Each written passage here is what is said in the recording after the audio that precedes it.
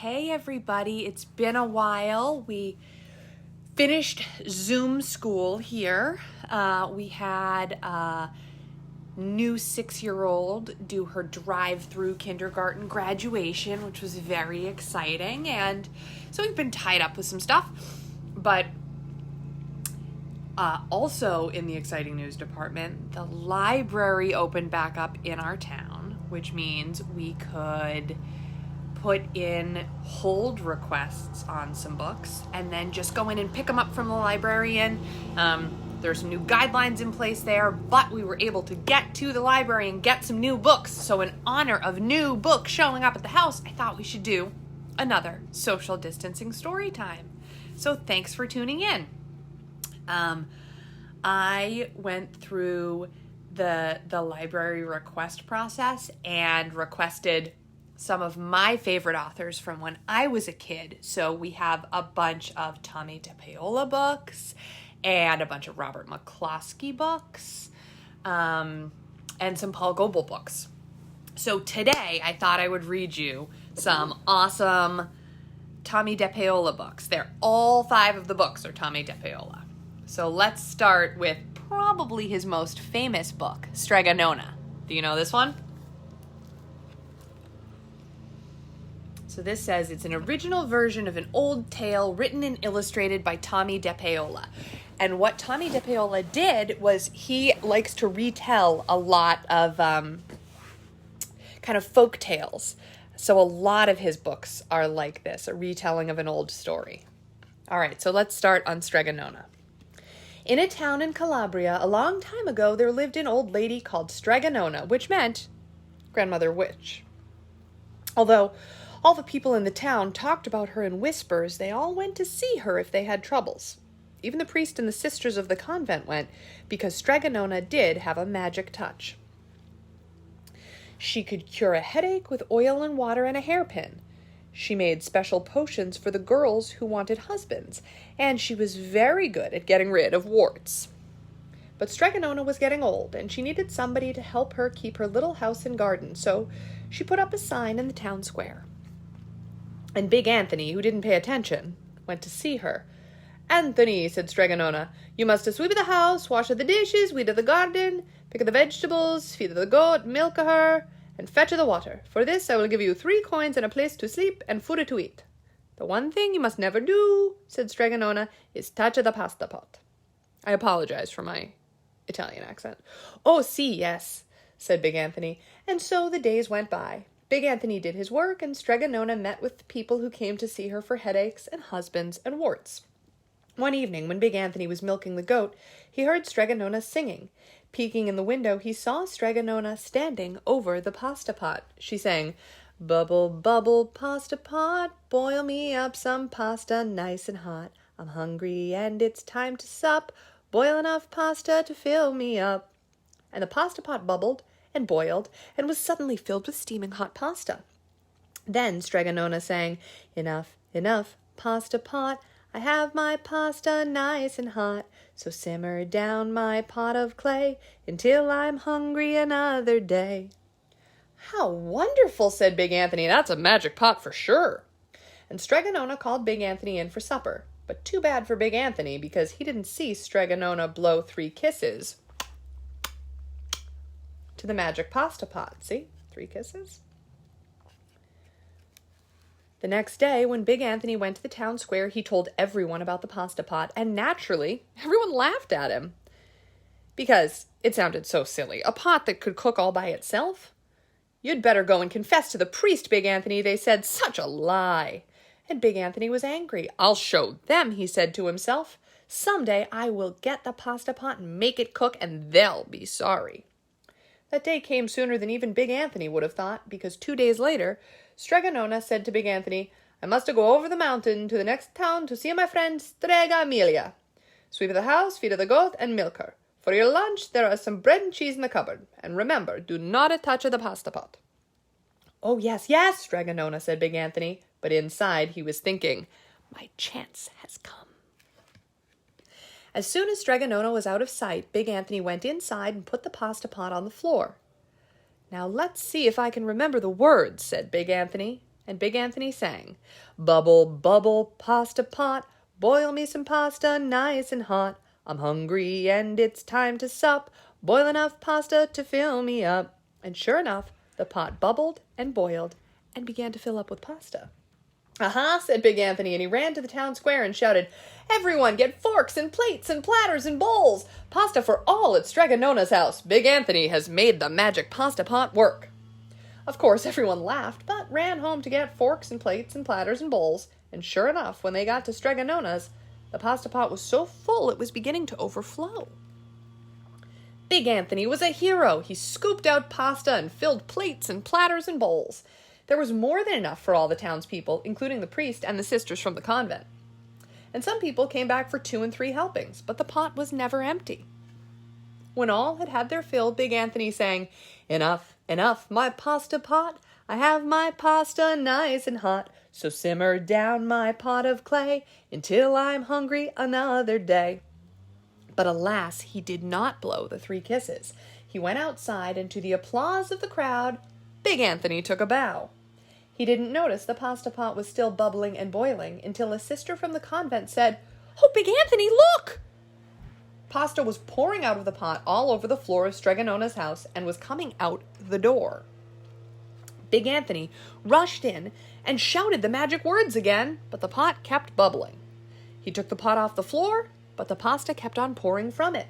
Big Anthony grabbed a cover and put it on the pot and sat on it, but the pasta raised the cover and Big Anthony as well and spilled on the floor of Strega Nona's house.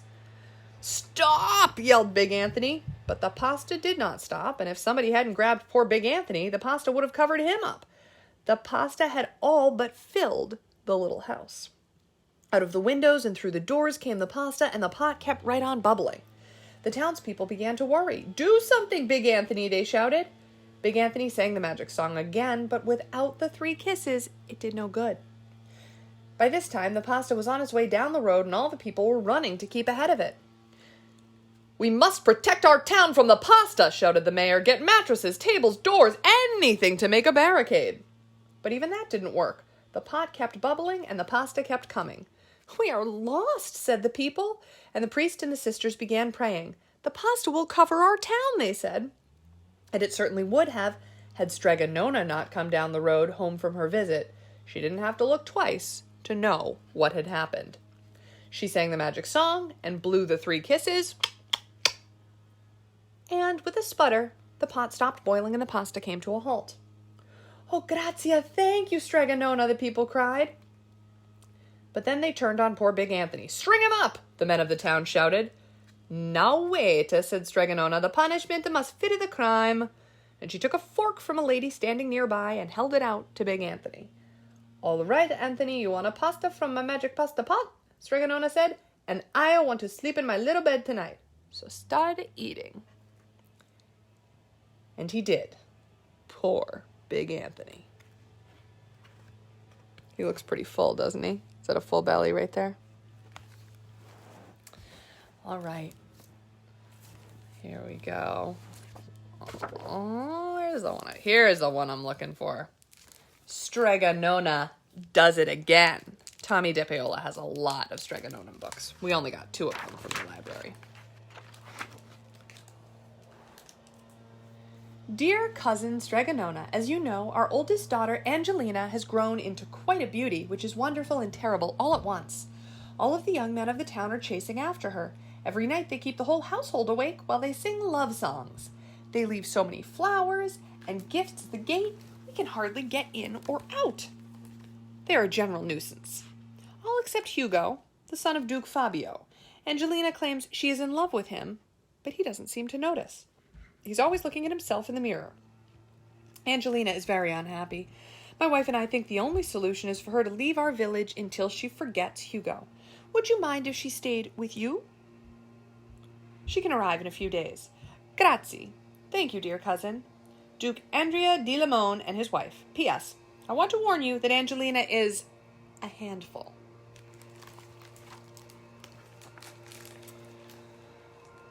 Well, said Strega Nona to Big Anthony and Bambolina, or Bambolona, it looks like we're going to have a visitor. My cousin's daughter is coming. It will be nice for you two to have some company your age. I'll give Angelina my bedroom and sleep on the bed in the kitchen. Now let's go get her ready. So they're getting ready.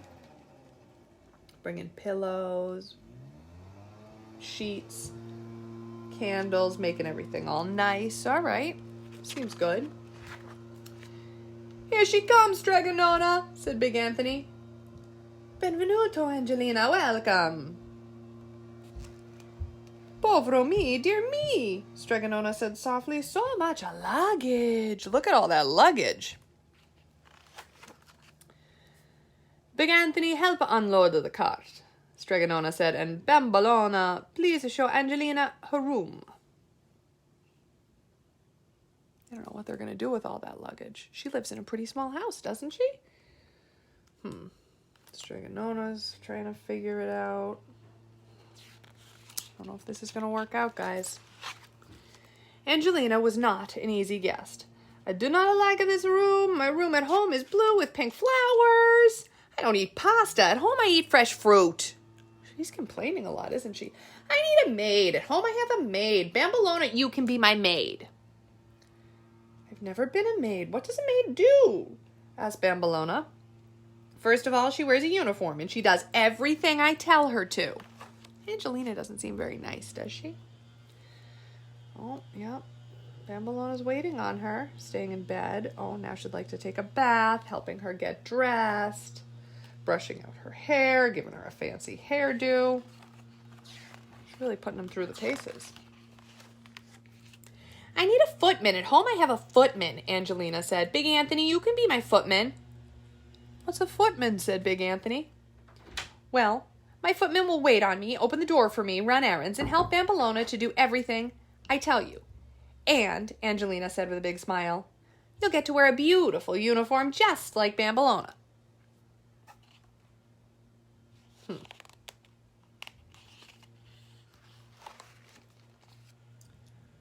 Carrying the food, opening the doors, carrying the luggage, flowers, painting, holy moly, washing her, cleaning her shoes, making a fancy hat, making her bed, announcing her around, it looks like. Angelina called Big Anthony and Bambolona to her. I have this picture of my love Hugo. Let's make a shrine for it. After all, we are both the fairest of them all. Gather branches, flowers, anything to make it pretty.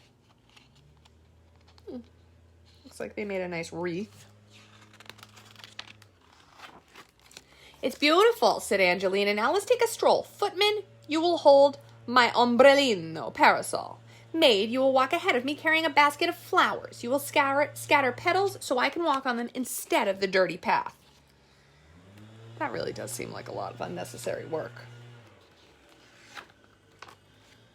Ragazzo, boy, Angelina called to a child who was playing. Run ahead to town and tell everyone that Angelina, daughter of Duke Andrea de Limon, will honor them with a visit today, so they should prepare to meet me. Wow. Look at all of this. Got the sisters from the convent. Little kids bringing her flowers. Moving people out of her way. It's kind of pushy, not very nice. Back at home, Strega Nona was looking for Big Anthony and Bambolona. Where did those two go? She asked herself. Oh well, I'll just have to do their chores myself. Povero me, dear me, Strega Nona said when she saw Angelina's room. What happened here? Then Strega Nona spied the shrine. Well, I'll have to do something about all of this. Meanwhile, back in town, Angelina waved to the crowd. Arrivederci tutti. Goodbye, all. Don't be sad. I'll try to return. Who does she think she is? The mayor's wife said. I hope she never comes back. I don't think I'd want her to visit me either. Later that night, Big Anthony and Bambolona went to see Strega Nona. How much longer is she going to stay? Big Anthony asked. She keeps me so busy, I don't have any time to do my chores. Me too, chimed in Bambolona. She has me running around like a crazy chicken, and it's made this, made that. And you should have seen her in town. She bossed everyone around, and even the mayor and the sisters of the convent.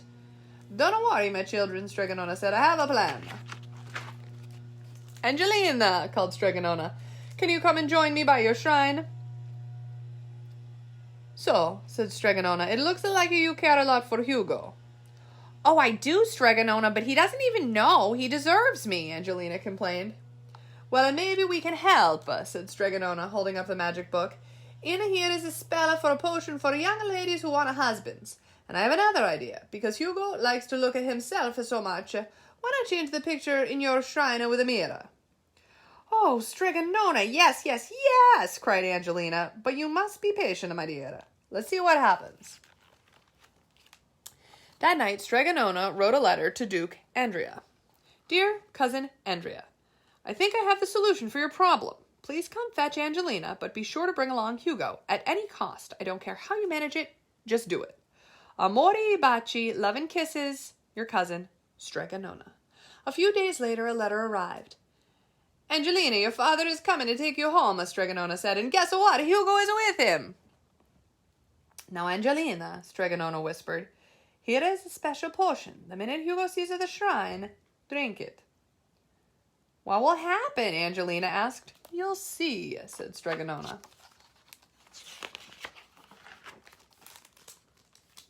Look at the procession coming. Here's Hugo. Here's cousin Andrea. Hugo fell in love with the shrine immediately. How beautiful, he said, staring at himself. You really understand me. We understand each other, Angelina said. Will you marry me? Hugo asked. Yes, yes, yes, shouted Angelina. I thought you'd never ask. Oh, everyone is so happy. All the luggage is leaving. Arrivederci, goodbye. Safe journey and best wishes for a happy wedding. Everyone called out as the carts were leaving. Boy, is he going to be busy, said Big Anthony. So is she, said Bambolona. They deserve each other, said Strega Nona. How did you know? Big Anthony and Bambolona asked.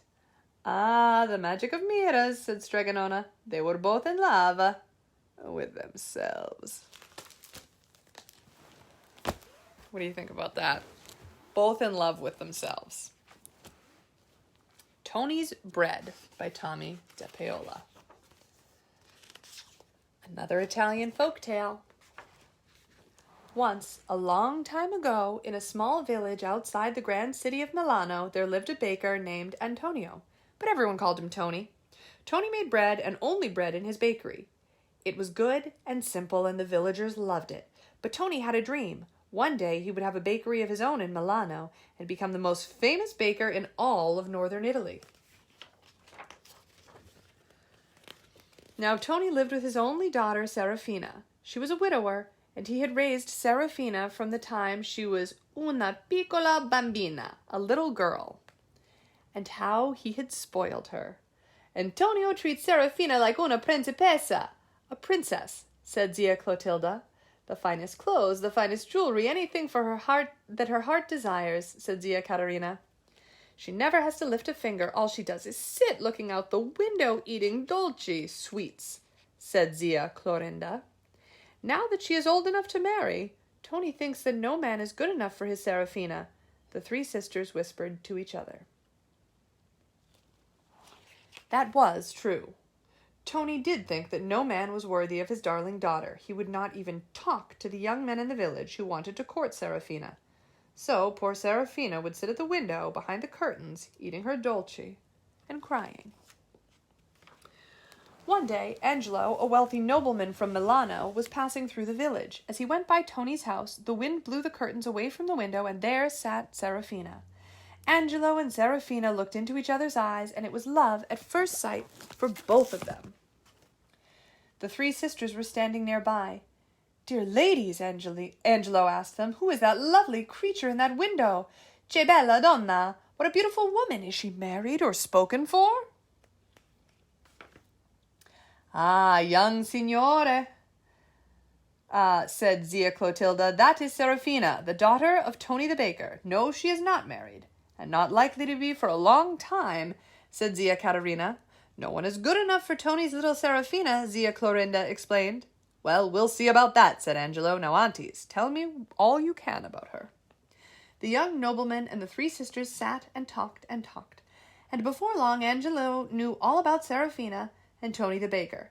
He knew all about Tony's dream of becoming the most famous baker in all of northern Italy. Grazie, aunties. Thank you, said Angelo.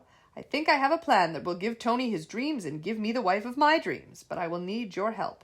This is what I want you to do. The next day, a letter arrived at the bakery for Tony. Dear Signor Baker, I am Angelo, a nobleman from Milano. I was passing through your village and was lucky enough to taste your fine bread. Would you be so kind as to meet me in front of the church after Mass on Sunday so that we may talk? I have a proposal to make to you. Angelo di Milano. And a secret letter arrived at Tony's house for Serafina. Dear Bella Serafina, I saw you at your window and I love you. Here is a ring to keep as a symbol of my adoration. It will not be long before we are husband and wife. Love, Angelo, your love. And Zia Clotilda, Zia Caterina, and Zia Clorinda did their part. Oh, Tony, you see that rich young man from Milano? Zia Clotilda asked. He wanted to know about you. It seems he just loved your bread, said Zia Caterina. Nothing like it in all Milano, he said. Zia Clorindo told Tony, why, I wouldn't be surprised if he wanted to meet you, the way he went on. Well, dear ladies, funny you should say that, because he does want to meet me after Mass on Sunday, said Tony. His name is Angelo di Milano. Imagine that, the three women exclaimed. Che bella fortuna! What good luck for you and for Serafina, they whispered to each other. And so, Signor Antonio, I would be most pleased if... Oh, wait, hold on. Oh, okay. And so, Signor Antonio, I would be most pleased if you and your lovely daughter would come to Milano as my guests, Angelo said. And if you like our city, I would be proud to set you up in a fine bakery of your own near the Piazza del Duomo, the cathedral square. Your fame would be assured, Signor Antonio. I will see to that. Tony couldn't believe his ears. His dream was about to come true. Why, thank you, Signor Angelo. But please call me Tony, all my friends do. Also, Signor Tony, Angelo continued, the advantages for your beautiful daughter would be great. I admit, I would not find it unpleasant for Serafina to sit beside me at my great table as my wife. The daughter of Tony, the most famous baker of Milano.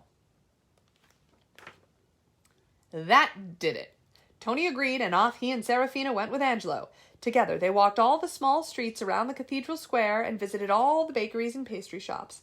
They tasted torta, cake, and biscotti, cookies, and panne, bread, and Tony was depressed. The bread alone was like nothing Tony had ever tasted. Bread made out of the finest, whitest flour, bread shaped like pinwheels, bread with seeds of all sorts scattered over the top. It is no use, Signor Angelo, said a very sad Tony. I can never compete with all these fine bakeries and pastry shops. All I can make is bread, and very simple bread at that. I would be the laughing-stock of Milano. It is better if Serafina and I just go home. No, never, Angelo shouted. Oh, Papa, no, Serafina cried. Not only was she in love with Angelo, but she was looking forward to living in that grand house with all those good things to eat.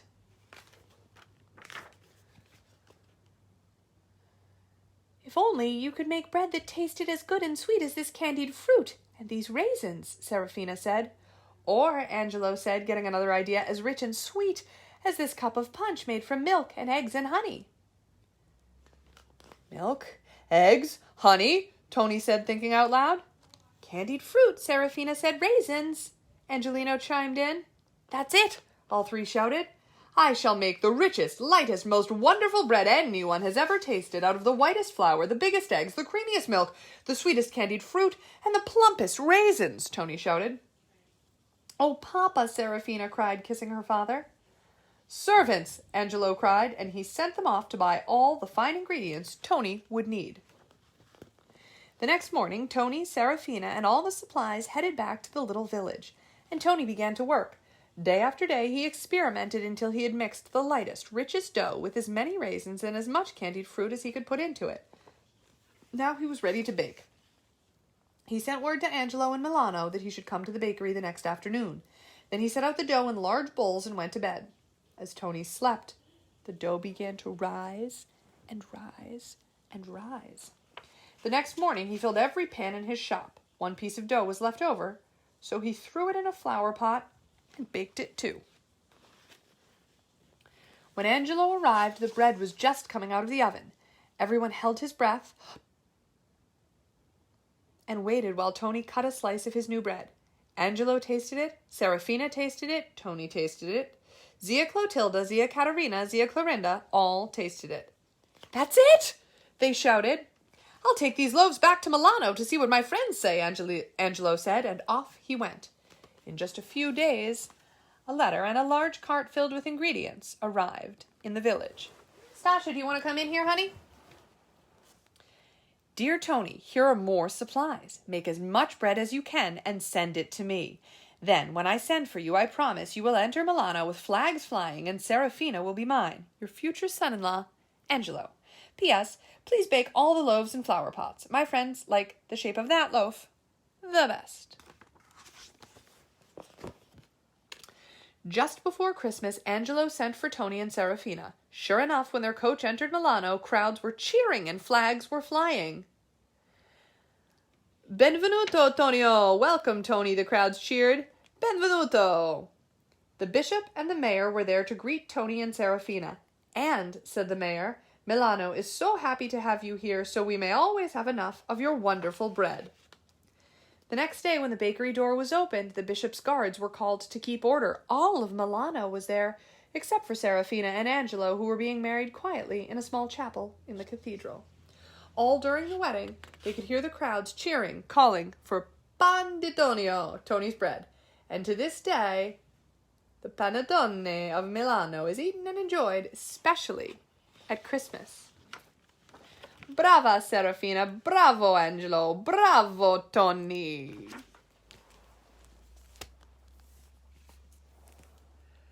Here is the legend of the Indian paintbrush, retold and illustrated by Tomie dePaola. Again, this is another one that's an old legend from Native Americans. Many years ago, when the people traveled the plains and lived in circles of teepees, there was a boy who was smaller than the rest of the children in the tribe. No matter how hard he tried, he couldn't keep up with the other boys who were always riding, running, shooting their bows, and wrestling to prove their strength. Sometimes his mother and father worried for him. But the boy, who was called Little Gopher, was not without a gift of his own. From an early age, he made toy warriors from scraps of leather and pieces of wood, and he loved to decorate smooth stones with the red juices from berries he found in the hills. The wise shaman of the tribe understood that Little Gopher had a gift that was special. "Do not struggle, Little Gopher. Your path will not be the same as the others. They will grow up to be warriors. Your place among the people will be remembered for a different reason." And in a few years, when Little Gopher was older, he went out to the hills alone to think about becoming a man, for this was the custom of the tribe. And it was there that a dream vision came to him. The sky filled with clouds, and out of them came a young Indian maiden and an old grandfather. She carried a rolled-up animal skin, and he carried a brush made of fine animal hairs and pots of paints. The grandfather spoke, "My son, these are the tools by which you shall become great among your people. You will paint pictures of the deeds of warriors and the visions of the shaman, and the people shall see them and remember them forever." The maiden unrolled a pure white buckskin and placed it on the ground. "Find a buckskin as white as this," she told him. "Keep it, and one day you will paint a picture that is as pure as the colors in the evening sky." And as she finished speaking, the clouds cleared and a sunset of great beauty filled the sky. Little Gopher looked at the white buckskin, and on it he saw colors as bright and beautiful as those made by the setting sun. Then the sun slowly sank behind the hills, the sky grew dark, and the dream vision was over. Little Gopher returned to the circle of the people. The next day he began to make soft brushes from the hairs of different animals, and stiff brushes from the hairs of horses' tails. He gathered berries and flowers and rocks of different colors and crushed them to make his paints. He collected the skins of animals which the warriors brought home from their hunts. He stretched the skins on wooden frames and pulled them until they were tight. And he began to paint pictures of great hunts, of great deeds, of great dream visions, so that the people would always remember. But even as he painted, Little Gopher sometimes longed to put aside his brushes and ride out with the warriors, but always he remembered his dream vision, and he did not go out with them. Many months ago he had found his pure white buckskin, but it remained empty, because he could not find the colors of the sunset. He used the brightest flowers, the reddest berries, and the deepest purples from the rocks, and still his paintings never satisfied him. They looked dull and dark. He began to go to the top of the hill each evening and look at the colors that filled the sky to try and understand how to make them. He longed to share the beauty of his dream vision with the people. But he never gave up trying, and every morning when he awoke, he took out his brushes and his pots of paint and created the stories of the people with the tools he had. One night as he lay awake, he heard a voice calling to him, "Because you have been faithful to the people and true to your gift, you shall find the colors you are seeking. Tomorrow take the white buckskin and go to the place where you watch the sun in the evening. There on the ground you will find what you need." The next evening, as the sun began to go down, Little Gopher put aside his brushes and went to the top of the hill, as the colors of the sunset spread across the sky. And there on the ground, all around him, were brushes filled with paint, each one a color of the sunset. Little Gopher began to paint quickly and surely, using one brush, then another. And as the colors in the sky began to fade, Little Gopher gazed at the white buckskin, and he was happy. He had found the colors of the sunset. He carried his painting down to the circle of the people, leaving the brushes on the hillside. And the next day, when the people awoke, the hill was ablaze with color, for the brushes had taken root in the earth and multiplied into plants of brilliant reds, oranges, and yellows. And every spring from that time, the hills and meadows burst into bloom. And every spring the people danced and sang the praises of Little Gopher who had painted for the people. And the people no longer called him Little Gopher, but he who brought the sunset to the earth. And here's a note from the author who wrote the book. The lovely red, orange, yellow, and even pink Indian paintbrush blooms in profusion throughout Wyoming, Texas, and the High Plains, and has many stories connected with its origin. The story of the Native American artist and his desire to paint the sunset was particularly meaningful to me as an artist. There are many times when I wish I could go on a hill and find brushes filled with exactly the colors I need. Who knows? Someday maybe. The idea for doing a book on this spectacular wildflower came to me from my good friend Pat Henry after she had seen my book, The Legend of Bluebonnet, which is the story of the Texas state flower. Pat is from Wyoming, where the Indian paintbrush is the state flower. The Indian paintbrush is a familiar flower to Texans, and in the book, I came across, Texas Wildflower Stories and Legends, I came across an interesting account of how the wildflower got its name. So he's thanking all of the different people whose books he read. Carolyn Sullivan, who wrote about Texas wildflowers, an article by Ruth D. Isley from the Austin American-Statesman, Pat Henry, for writing to him. He's thanking all of the people that told him about this story that helped inspire this book he wrote. So that's kind of cool. So there really are those flowers called Indian paintbrushes, and if you live in some of the western and plains states, you might see them in the spring. You might know those flowers. All right, here's the last book that we have for today. This is, first we were in Italy for our first 3 stories, then we came to the U.S. for a story about the Indian paintbrush from the Native Americans, and now we're going back to Europe. This is Patrick, Patron Saint of Ireland by Tomie dePaola. Again, another legend that he's writing down as a story and putting pictures to. Many years ago, during the time of the Christian Roman Empire, there lived a boy named Patrick. He lived with his noble family in Britain near the Irish Sea. One night, fierce Irishmen from the island across the water came in their boats and raided the farms on the British mainland. They captured many people, Patrick among them. They took him back to Ireland and sold him as a slave to a man named Miliuk. "Now that I own you," said Miliuk, "I will take you to Mount Slemish, where you shall watch my sheep." For 6 years in the strange and pagan land, Patrick, who was used to warm clothes, good food, and a nice house, was a shepherd, and he was very lonely. All he could do was pray to God over and over and over again, 100 times during the day, 100 times during the night, and he felt the love of God in his heart. Patrick's prayers did not go unanswered. During his sleep, a voice came to him. "It is a good thing that you fast and pray, for soon you will go to your own country. See, your ship is ready." The ship was more than 200 miles away, but that didn't stop Patrick. Believing in the strength of God, Patrick went on his way, fearing nothing. Now the ship was filled with hunting hounds that were being taken to France to be sold to rich people. When the hounds saw Patrick, they stopped barking and began wagging their tails. Patrick offered to pay for his passage, but the captain worried that he might be an escaped slave and said, "I cannot take you with us. Get off my ship." So Patrick left. He began to pray that the captain would change his mind. The hounds started to howl. "These hounds were fine when that fellow was here," said one of the men, "but now they're making so much noise they'll raise the dead." "Run and get him," said the captain, "or else we will have no peace on our journey." Patrick's prayers were answered. He was allowed to board the ship, and it set sail. After 3 days, the ship landed. The countryside was deserted because there had been a war. For 28 days, the men and the hounds traveled through the desolate land, finally overcome with hunger. "Tell me, Christian," the captain said, "you say that your God is great and all-powerful. Why don't you pray for us, then? Can you see how hungry we are?" "Nothing is impossible for my God," Patrick answered. "This day he will send food to us." Suddenly a herd of pigs appeared on the road in front of him, oinking and squealing.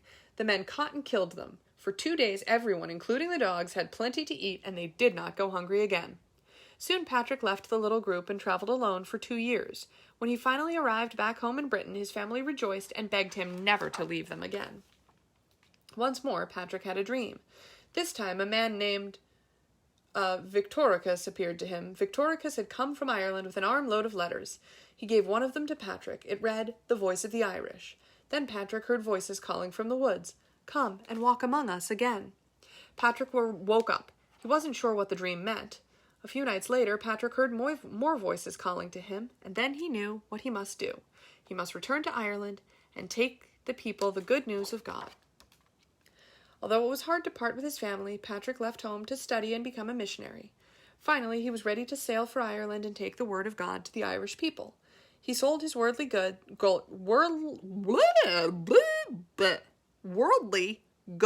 There we go. He sold his worldly goods, brought all he needed for his work, and hired a boat. A huge crowd went along to help him, priests, bakers, chariot drivers, all kinds of people. Patrick was now a bishop, and the work that God had planned for him was about to begin. Shortly after the ship landed in Ireland, Patrick met a chieftain who was a good and kind man. The chieftain's name was Deku, and he listened to Patrick talk of his love of God. He believed everything that Patrick told him and asked Patrick to baptize him into the new faith. Deku gave Patrick the barn that became the first church in Ireland. I'm sure my Irish friends would tell me I am screwing up all of these names. But not everything that happened to Patrick was so easy. Patrick's chariot driver, Audrin, overheard that a king planned to kill Patrick.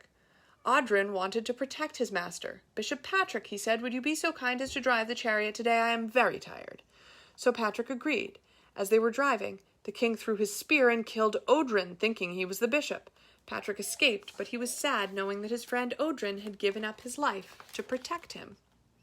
Patrick faced many other dangers too. In fact, he came close to losing his life 12 times, but that didn't stop him. Through the years, he traveled many, many miles and baptized thousands of people. On March 17th, 461, Patrick died. Patrick's love of God had been so great that shortly after his death, churches were built all over the land, and Patrick was made a saint. Young men and women became monks and priests and nuns. They served the people of Ireland in the churches, monasteries, and schools.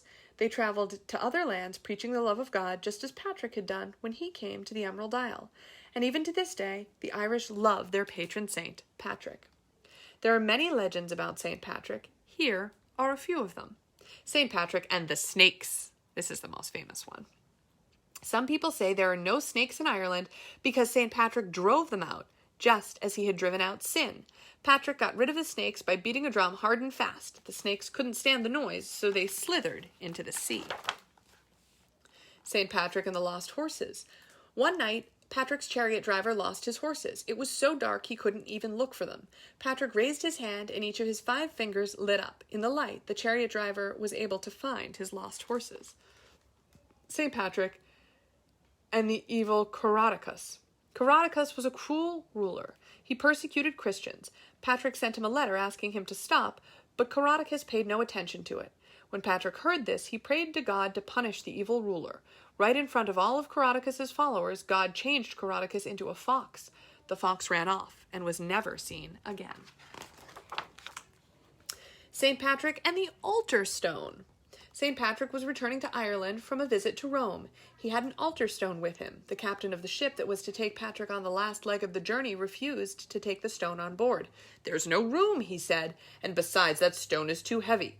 Patrick got angry at the captain. He picked up the stone and threw it behind the boat. The stone floated, and Patrick sat on it, riding the stone all the way home in the wake of the ship. St. Patrick and the Shamrock. This is another... I don't know if this one is more famous or the snakes are more famous. Ask anybody that you know that has Irish heritage, and they probably know this story. When St. Patrick was preaching about the Holy Trinity, the people could not understand that there was one God in three divine persons, the Father, the Son, and the Holy Spirit. Patrick looked down, and growing at his feet was a shamrock. He picked it up and held it, showing that there was one stem, but three leaves. The people understood the Holy Trinity at once. And that is the story of St. Patrick. And those are our Tomie dePaola books for today. Thanks for tuning in. Hopefully I will be back soon. We've got a bunch more books. Like I said, we've got some more dePaola, we've got some McCloskey, and we've got some Paul Goebel, some stories about Native Americans. So see you soon. Bye.